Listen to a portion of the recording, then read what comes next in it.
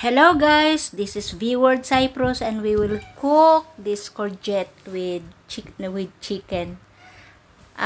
Ginamitan ko siya guys ng paa ng manok kasi yun sana ang lulutuin namin ni Lola.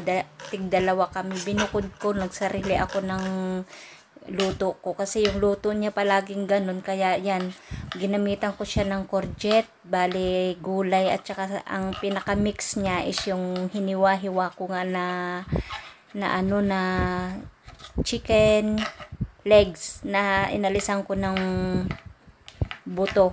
Bale iniwan ko lang, ginamit ko lang dyan is yung laman. Tapos since na yun sa alaga ko is boil, sinama ko yung pinakapaa at bibigay ko kay Kitty later, kaya nakasama sa pagbuboil.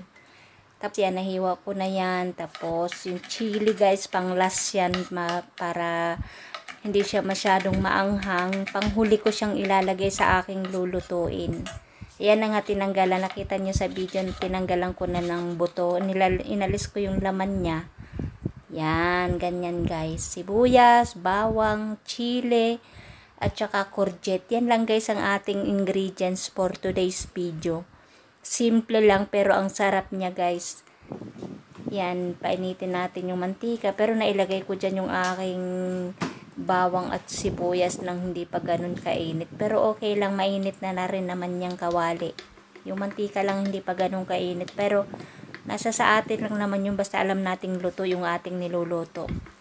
Okay guys, hindi na ako mag-i-speech. Ayan, panoorin nyo na lang po yung video. Yun, ang ingredients lang yan is, yan nga, makikita nyo sa video, sibuyas, bawang, courgette, at saka manok.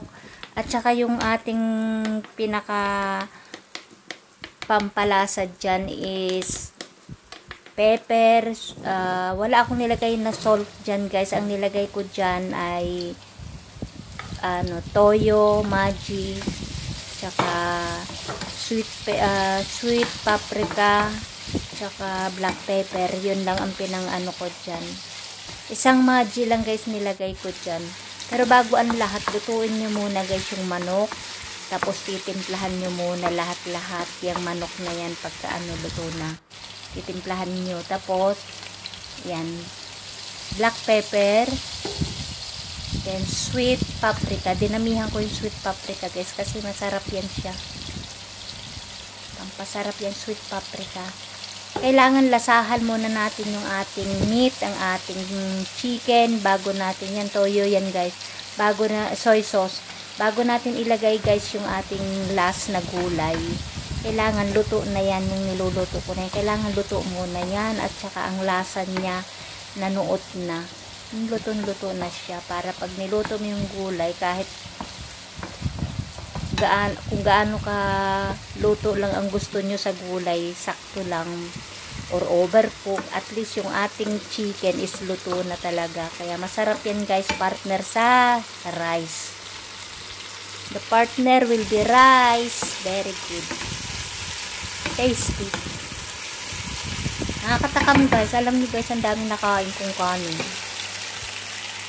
Pero minsan lang naman sa isang linggo kumain ng kanin, 2 or 3 beses, okay na.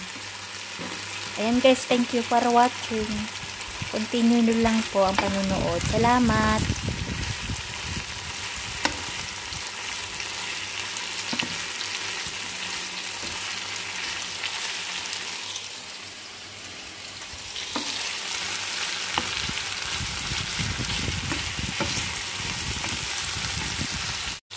Ayan, kita nyo guys, nilagay ko yung chili kasi maanghang yan.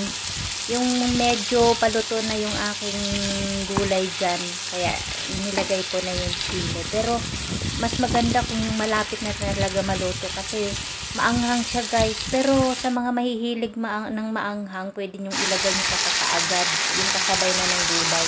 Ako kasi hindi tigil na kaano sa maanghang, pero gusto ko maanghang. Hindi, wag lang yung sobra-sobra. Naganda ubo-ubo ako pag maanghang sobra.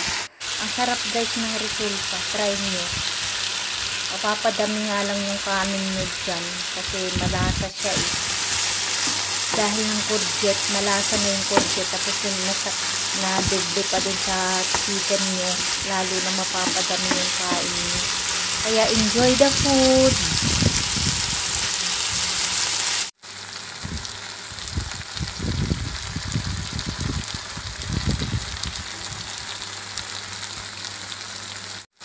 Ayan guys, yan yung last na luto na talaga siya.